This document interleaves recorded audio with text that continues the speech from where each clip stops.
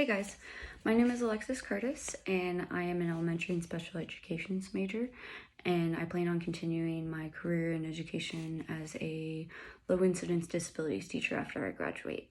Now this video is to give y'all insight on my own dispositions that I found out this week after researching and studying about moral code of ethics and expected dispositions of educators.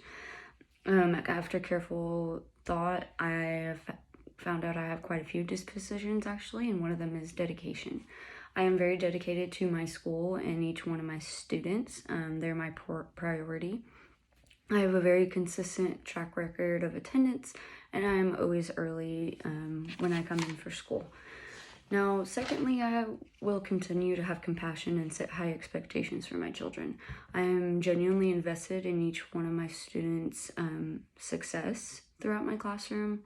And my students and I start the week by setting goals for ourselves. So we set one for ourselves and one as a class to make us one unit. Now, I would put on the whiteboard my goal would be, and it would say, listen to first directive. Now, our goal, an example would be respecting classmates' boundaries. Now, if one of the students don't respect that, I can show them the visual aid of the beginning of the week on Monday that, hey, this was your goal and this is, our goal as each other, and we need to respect boundaries or we need to follow directives. This actually leads to my next disposition of fairness. I will continue teaching my students to do the right thing. As human beings, that's the main thing that they need to figure out. And I have a zero tolerance for bullying policy in my classroom, which is difficult with the students I work with, but no matter what, there's no bullying allowed in my classroom. It's a big self-defense mechanism, but they know that we can't do it. We don't allow it at our school.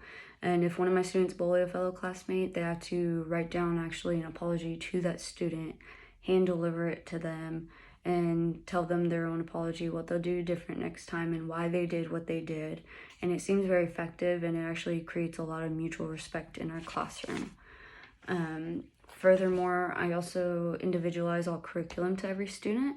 Each child is very different and they all learn very differently, especially if they have disabilities. And I give lessons with a visual aid, verbally and written. I also make sure to accommodate if they need help reading. I highlight that information for them that's important, or I give them manipulatives for math assignments. I hope all my students leave my classroom feeling empowered, they gain knowledge and life skills. The disposition I really need to work on though is my reflection.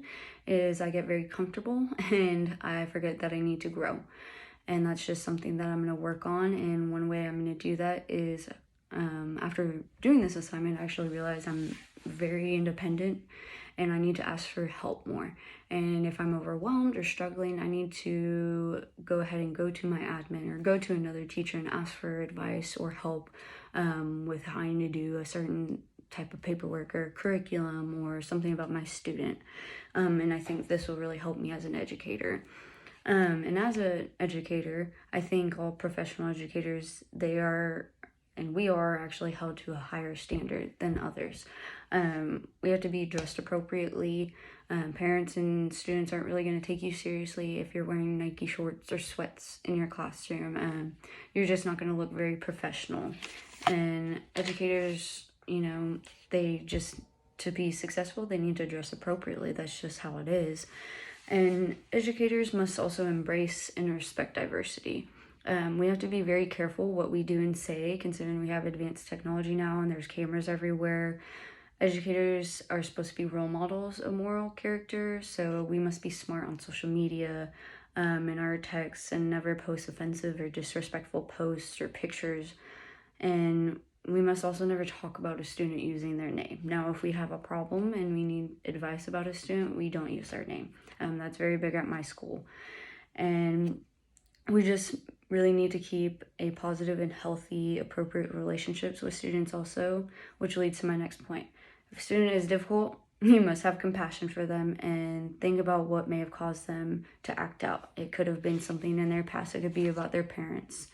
They could have said you will never amount to anything, but you could be that one positive person to give them a successful life.